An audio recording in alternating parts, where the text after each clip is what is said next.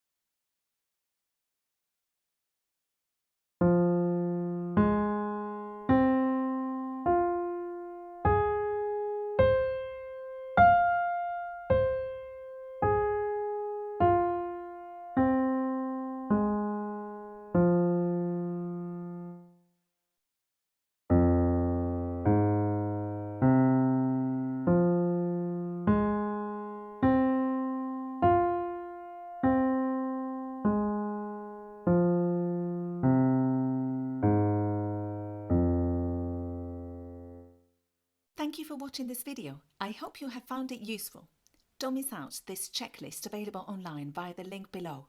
It will help you learn the scales quickly and plan your exam preparation timely and with no stress. If you want to get a distinction in your next ABRSM exam, watch this and nothing will ever be the same for you. Remember that all the scales are available for free to all the gold members of my channel. Join the club and enjoy learning the scales in an easy and fun way. Thank you!